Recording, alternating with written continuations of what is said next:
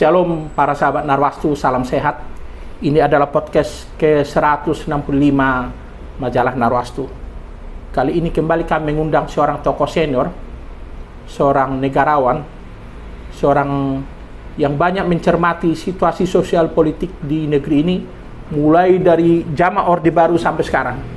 Beliau adalah Bapak Gregorius Seto Haryanto. Di kalangan politisi senior, beliau tidak asing lagi. Beliau saat ini masih aktif memberikan edukasi politik, juga pembicara di berbagai forum diskusi, karena beliau adalah sekretaris forum konstitusi. Di dalamnya ini banyak mantan anggota DPR RI yang memberikan pemikiran-pemikiran, kajian-kajian terhadap situasi bangsa dan negara ini. Beliau juga mantan anggota Komisi Kajian dan Ketatanegaraan di MPR RI. Dan pada 1999 sampai 2004 beliau adalah pimpinan fraksi PDKB di DPR RI Senayan. Dan saat ini beliau dikenal juga sebagai pendiri PDKB dan saat ini menjabat sebagai Ketua Mahkamah Partai PDKB, Partai Damai Kasih Bangsa PDKB, yang pernah dulu punya fraksi yang cukup vokal, cerdas dan berani walaupun kursinya hanya 5 di DPR RI. Kita akan berbincang tentang situasi bangsa saat ini, apalagi pada 20 Oktober ini kita akan punya Presiden RI yang baru, yaitu Prabowo Subianto. Shalom Pak Seto, apa kabar Pak? Baik, terima kasih Pak Jondro. Ya, terima kasih Pak, Bapak sudah berkenan datang ke kantor Narwastu. Para sahabat Narwastu, kita akan dengar apa hasil penelitian atau katakanlah apa yang diamati oleh Pak Seto tentang situasi sosial politik di negara kita. Pak Seto, 20 Oktober ini kita akan melihat sebuah sejarah serah terima jabatan dari Pak Jokowi sebagai presiden yang sudah 10 tahun berkuasa kepada Pak Prabowo Subianto sebagai presiden RI terpilih. Tapi di sisi lain masih ada orang-orang yang katakanlah nyinyir, menunjukkan rasa benci kepada Pak Jokowi. Kemudian ada juga upaya untuk tidak melantik Gibran Raka Buming Raka sebagai wapres dari kelompok-kelompok tertentu dengan berbagai upayanya. Sebagai seorang negarawan, sebagai seorang pengamat politik, apa yang Bapak bisa cermati dari sini? Silakan Pak. Baik, terima kasih Pak Jondro, teman-teman sekalian, saudara-saudara sebangsa dan setanah air.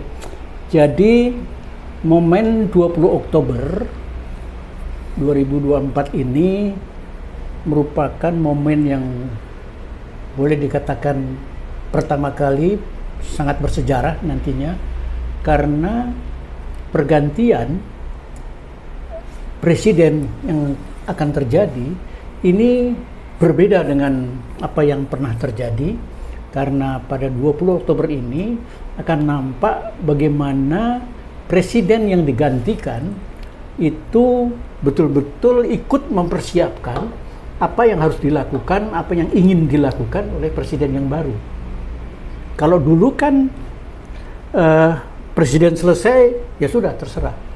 Sekarang ini presiden yang akan menggantikan Pak Jokowi ini, yaitu Presiden Prabowo Subianto, sudah diberi karpet merah, sudah diberi sarana prasarana yang diperlukan. Kita tahu bahwa ternyata reshuffle kabinet yang terakhir yang dilakukan oleh Presiden Jokowi itu semata-mata dilakukan demi kepentingan presiden yang akan datang. APBN 2024 itu juga dipersiapkan demi kepentingan presiden yang akan datang. Kalau dulu kan enggak, terserah, nanti setelahnya silahkan gitu. Kalau ini tidak. Jadi sudah dipersiapkan, sehingga ini merupakan satu tonggak yang menurut hemat saya perlu dilanjutkan nantinya, bahwa lepas siapapun presidennya, mestinya memang harus begitu. Sehingga kita tidak lagi banyak membuang waktu dan menyimpang dari pikiran-pikiran selain mewujudkan keadilan sosial bagi seluruh rakyat Indonesia. Nah, di sini akan tampak ya bagaimana Misalnya saja, contoh lain yang bisa kita lihat, orang mengatakan bahwa seolah-olah IKN itu adalah kemauannya Jokowi semata. Meskipun sudah ada undang-undangnya. Tapi Jokowi menunjukkan bahwa undang-undang tentang IKN itu kan efektif apabila dituangkan dalam keputusan presiden. Dan Jokowi dengan sengaja tidak mau diserahkan kepada Prabowo sebagai presiden yang baru untuk menandatangani Kepres itu. Dengan demikian menunjukkan bahwa Jokowi tidak ingin memaksakan kehendaknya begitu, karena ini adalah undang-undang kehendak bersama seluruh bangsa. Tapi Prabowo sebagai presiden yang berikutnya, dia yang akan melanjutkan dan diserahi, silakan, you yang bikin Kepresnya. Jadi bisa saja dia tidak mau bikin sehingga IKN terhenti gitu ya. Tapi di sini nampak bagaimana Presiden Jokowi begitu percaya kepada tekad semangat Pak Prabowo. Dan perlu kita catat ya, kita sebetulnya memang sebelum ini kita itu kan terbawa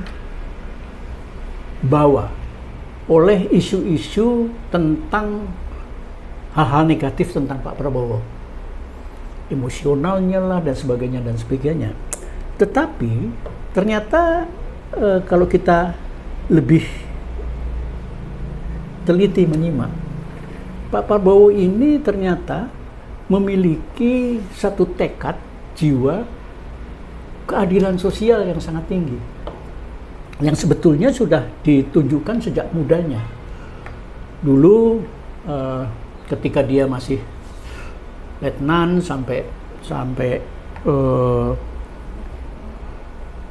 saya kira sampai kolonel gitu ya kalau nggak salah saya, itu seringkali dia juga ikut di dalam pertemuan peringatan Malari dengan tokoh-tokoh ya, dulu almarhum Kusuma Sarwono dan sebagainya.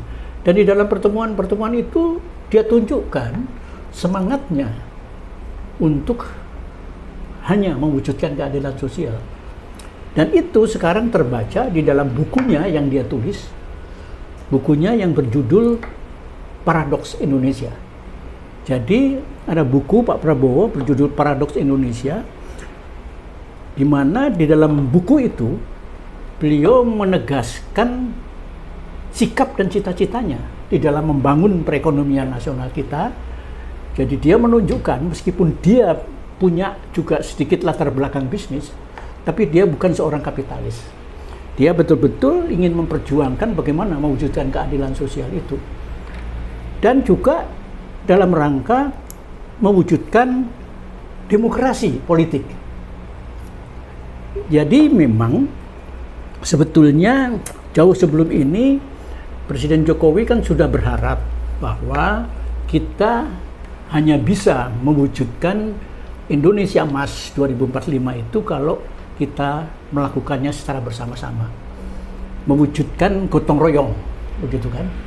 Mewujudkan gotong royong, karena itu kan ada pikiran sebetulnya dari Pak Jokowi dulu ketika menjelang Pilpres itu, jauh setahun kalau tidak salah, sebelum setahun atau 2 tahun sebelum Pilpres, Presiden Jokowi sudah menginginkan supaya pimpinan partai itu berkumpul, lalu membicarakan siapa sih yang ingin dicalonkan oleh partai-partai ini. 2 calon, 3 calon, silakan. Pasangannya siapa dan sebagainya. Sehingga dengan kesepakatan itu, lalu kesepakatan ini dilemparkan di dalam Pilpres. Silakan masyarakat memilih. Tapi calon-calonnya ini sudah disepakati oleh partai-partai, sehingga tidak ada lagi gontok-gontokan, tidak ada lagi nada-nada negatif, karena sudah disepakati siapapun yang menang, silakan rakyat yang menentukan. Ya sayang keinginan ini tidak terwujud ya, karena ada partai pendukung presiden yang berkeberatan, tidak ingin ya, dia ingin menguasainya sendiri, tidak mungkin. Nah, pikiran gotong royong inilah yang kemudian sekarang ingin diterjemahkan oleh Pak Prabowo Subianto dalam bentuk bagaimana dia ingin mengumpulkan mantan-mantan presiden untuk bersama-sama mengkaji, memikirkan kepentingan bangsa-bangsa ini sekarang dan masa depan. Itulah juga yang dia pikirkan ketika dia berupaya mengajak semua partai, semua fraksi untuk bersatu, bersama-sama membangun negara bangsa ini. Nah, kaum liberalis, kaum pemikir-pemikir barat, demokrasi barat, lalu mengecam seolah-olah nanti tidak ada demokrasi karena tidak ada oposisi. Mereka lupa bahwa di dalam demokrasi Pancasila itu kan musyawarah mufakat.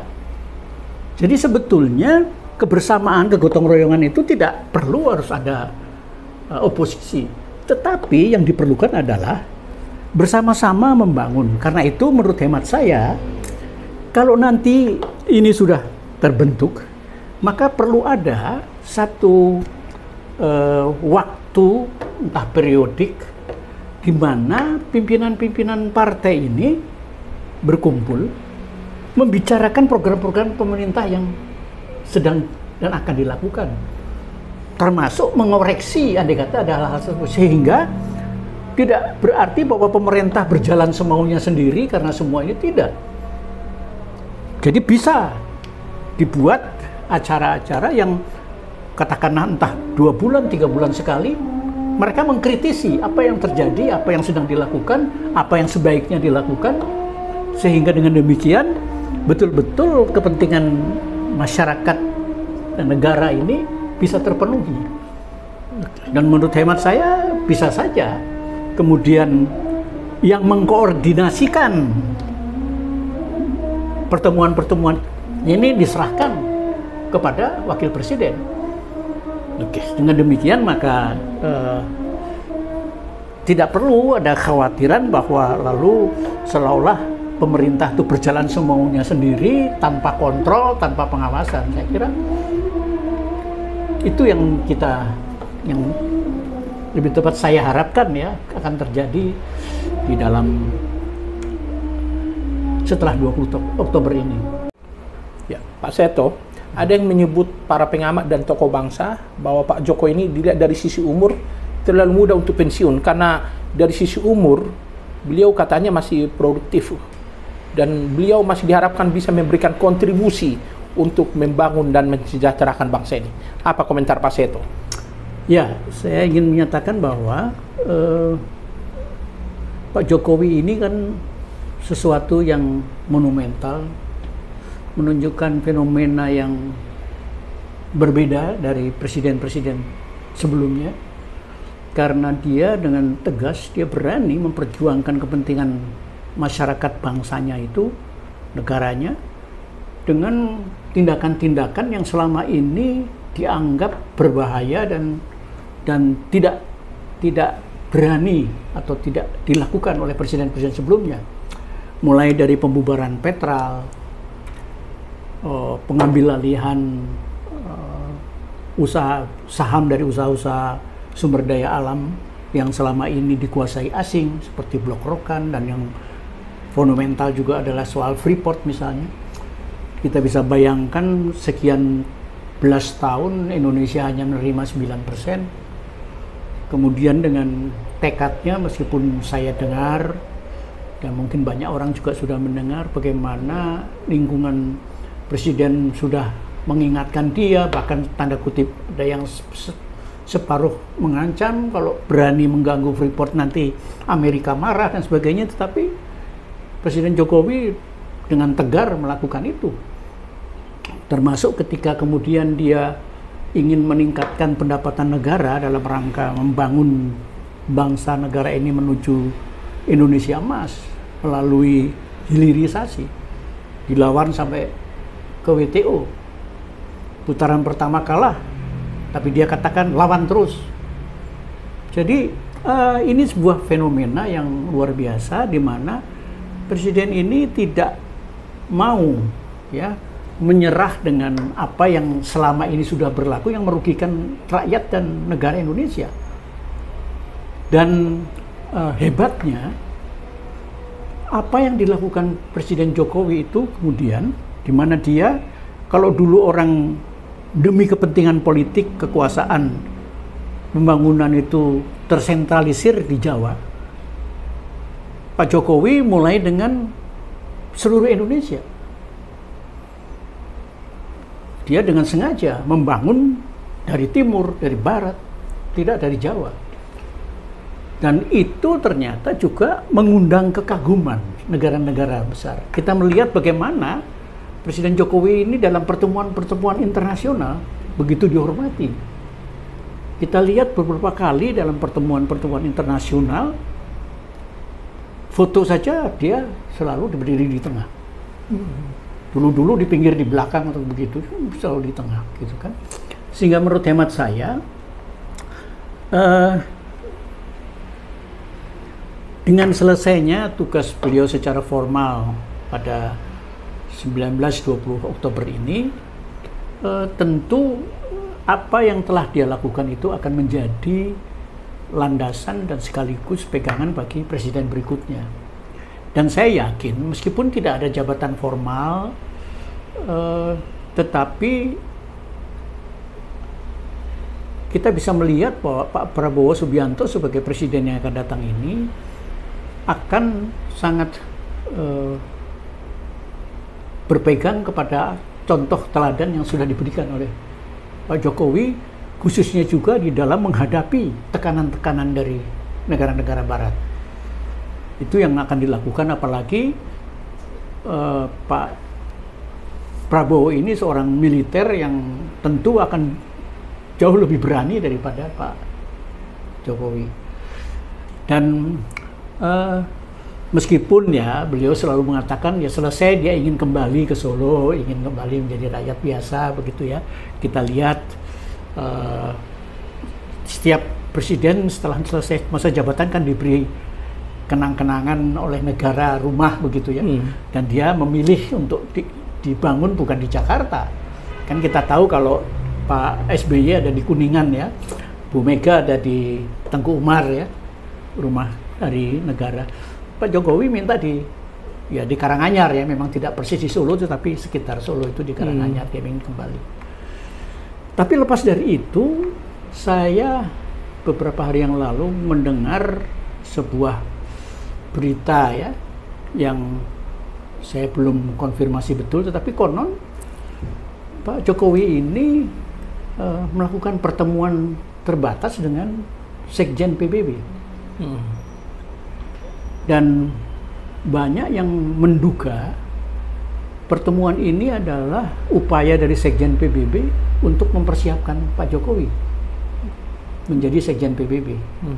Dengan melihat penerimaan negara-negara besar dan negara-negara kecil juga kepada kepemimpinan Pak Jokowi. Mereka menganggap bahwa Indonesia ini sebuah negara yang majemuk, yang tidak mudah diatur, tetapi Presiden Jokowi mampu melakukannya, mampu membangun Indonesia ini selama 10 tahun ini dengan stabilitas politik dan ekonomi yang luar biasa di tengah-tengah pandemi, di tengah-tengah goncangan karena perang Ukraina, perang sekarang ini juga Palestina lawan Israel dan sebagainya. Ini Indonesia ternyata masih bisa eksis dengan baik begitu. Iya. Tapi Pak Seto, kalau kita perhatikan di dalam negeri, ada banyak juga mantan-mantan pejabat ya, seperti teman Bapak dulu di MPR RI, Profesor Amin Rais, mengkritik begitu keras ya, bahkan sampai ada diksi penjarakan adili Jokowi setelah tidak menjabat lagi. Itu ada di channel YouTube-nya Amin Rais. Demikian juga mantan-mantan pejabat seperti Abraham Samad, Profesor Refli Harun, Rocky Gerung, dan beberapa tokoh lain begitu terlihat begitu benci kepada Pak Jokowi. Apa yang Bapak lihat di sini sebenarnya dengan ekspresi mereka seperti itu kepada Presiden Jokowi? Jadi begini ya, khusus mengenai masa Pak Amin Rais ini ya. Jadi pada hemat saya, beliau ini seorang profesor yang sebetulnya tidak memahami betul ideologi bangsanya, Pancasila. Jadi dia lebih terpatri pada pikiran-pikiran yang dikembangkan di negara-negara Barat, bukan di Indonesia. Saya ingat ketika kita sedang dalam proses perubahan Undang-Undang Dasar antara 99 2002. Waktu Bapak memimpin fraksi PDKB DPR RI. Waktu saya di DPR RI, saya kan terlibat di dalam penyiapan perubahan Undang-Undang Dasar ya, sejak pertama sampai keempat.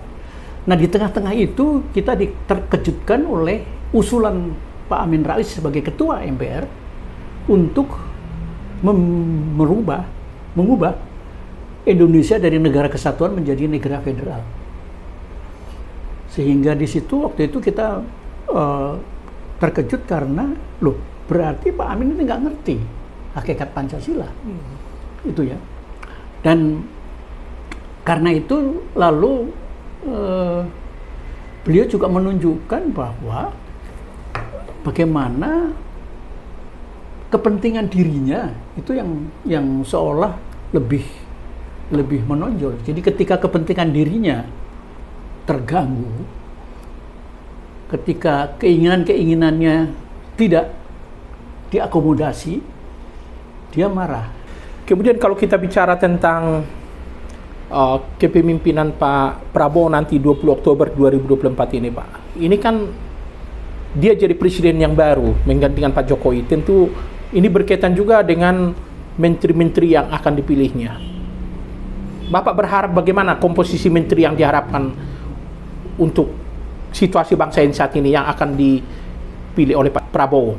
Ya, saya lihat memang tidak mudah ya bagi Prabowo, karena ada dua hal yang nampaknya diametral bertentangan ya. Di satu sisi beliau ingin untuk membangun bangsa ini diperlukan kabinet kerja, kabinet yang diisi oleh menteri-menteri yang profesional. Tetapi di sisi lain kan dia juga sepakat dengan gagasan yang dilontarkan Pak Jokowi bahwa perlu gotong royong, perlu kebersamaan. Sehingga bagaimanapun dia juga harus mengajak partai-partai, dan partai-partai itu secara jelas pasti ya mereka akan bergabung kalau dapat porsi gitu kan. Sehingga memang tidak mudah ya. Itu sebabnya saya bisa mengerti mengapa kemudian undang-undang diubah, yang semula kabinet itu dibatasi maksimum 34 menteri, sekarang ini dibuka tergantung pada presiden. Ya, karena di sini memang diperlukan oleh presiden yang akan datang, Pak Prabowo, untuk menata ini ya, menata. Karena pasti kan kita dengar ya, misalnya PDIP mau diajak kalau minimal dapat 3 menteri misalnya. Apakah itu akan dipenuhi? Juga tidak, karena pasti juga akan menimbulkan masalah kan. Bagaimana partai-partai yang selama ini selalu bersama Prabowo gitu kan? Kalau PDIP saja yang di luar yang tadinya berlawanan dapat 3, yang lain dapat berapa gitu kan? Ya ini memang tidak mudah ya. Tapi satu hal saya berharap bahwa berapapun menteri yang berasal dari partai, harapan saya adalah Pak Prabowo akan tetap tegas mengejar profesionalisme. Karena kita tidak juga bisa menuduh bahwa seolah-olah kalau dari partai tidak profesional gitu kan. Nah, tetapi memang itu harus dijaga dan didorong terus oleh presiden sebagai pimpinan kabinet ya, supaya baik yang berasal dari kalangan profesional maupun dari partai, semua bekerja secara profesional. Begitu Pak ya. Oke. Kemudian kalau Pak Seto ditanya, apa harapan Bapak kepada Pak Jokowi, juga ke Pak Prabowo setelah 20 Oktober 2024 ini? Ya, harapan saya adalah bahwa kedua tokoh ini tetap bisa menjalin komunikasi dan kerjasama dalam rangka mewujudkan keadilan sosial bagi seluruh rakyat Indonesia itu. Karena bagaimanapun pengalaman yang diperoleh oleh Pak Jokowi selama 10 tahun menjadi presiden itu pasti juga bermanfaat bagi Pak Prabowo sebagai presiden terpilih untuk 2024-2029, sehingga komunikasi itu bisa memberikan wawasan pencerahan tentang bagaimana mengatasi hal-hal, karena bagaimanapun Pak Prabowo sebagai presiden 2024-2029 akan menghadapi permasalahan-permasalahan yang tidak ringan, ya, baik dari luar tapi terutama dari dalam negeri. Karena kalau kita melihat bagaimana cara-cara, ya, masyarakat atau tokoh elit kita yang anti Pak Jokowi berujar di medsos yang betul-betul di luar nilai-nilai luhur budaya kita, ini betul-betul akan merusak. Karena itu saya sepakat dengan apa yang diungkapkan oleh Pak Hasan Nasbi, ya kan, juru bicara istana yang menyatakan bahwa yang paling berbahaya itu disinformasi, fitnah, dan kebencian. DFK ini yang paling benci, dan ini yang menjadi tantangan berat bagi Pak Prabowo, bagaimana mengeliminir, kalau bisa menghapuskan ketiga penyakit yang sekarang ini sedang marak-maraknya terjadi di Indonesia. Begitu Pak ya. Yang terakhir Pak Seto, kita tahu di Pilpres 2024 yang lalu warga gereja dalam memilih pasangan capres dan cawapres juga terbelah tiga ya. Apa harapan Bapak sekarang dengan presiden baru ini kepada umat Kristiani juga para pimpinan gereja? Silakan Pak. Ya, harapan saya adalah bahwa kita semua bersikap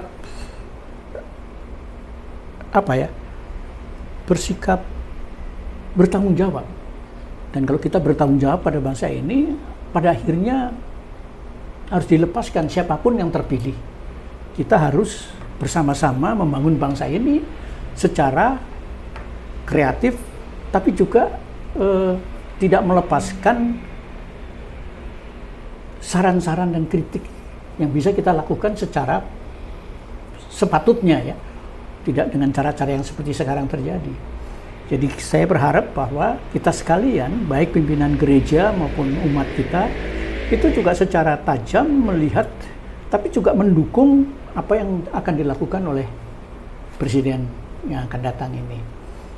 Ya, jadi tetap kita membantu, dan secara kreatif kita bisa memberikan saran perbaikan atau saran kegiatan yang memang bermanfaat di dalam kerangka menuju Indonesia Emas itu. Begitu Pak ya. Ya. Pak Seto, terima kasih atas perbincangan kita kali ini ya. Para sahabat Narwastu, itulah perbincangan yang cukup menarik dan memberikan pencerahan kepada kita dari seorang tokoh senior, tokoh nasionalis, negarawan, dan figur Pancasilais, Bapak Gregorius Seto Haryanto. Sekedar informasi, di masa mudanya, beliau ini dulu seperjuangan dengan tokoh senior seperti Akbar Tanjung, Sarono Kusumatmaja, Sisono Yudo Husodo, juga dengan Pak Yaakob Tobing. Juga perlu saya sampaikan sebagai informasi buat para sahabat Narwastu, beliau ini juga dulu tempat teman, atau katakanlah sering bertukar pikiran dulu dengan tokoh senior yang tidak asing lagi, yang sangat legendaris di kalangan Kopassus, yang pernah menjadi kepala BP7, Bapak Jenderal Sarwoedi Wibowo almarhum. Beliau adalah mertua Pak SBY. Beliau dulu sangat dekat dengan almarhum. Demikian juga dengan tokoh Golkar yang sangat legendaris, Bapak Jenderal A.E. Manihuruk. Beliau juga cukup dekat dulu. Jadi banyak pengalaman yang sebenarnya bisa di-sharekan kepada kita. Tapi waktu yang membatasi kita, akhirnya kami undur diri. Shalom, salam sehat, salam kasih Narwastu, salam Pancasila. Tuhan memberkati Indonesia. Salam.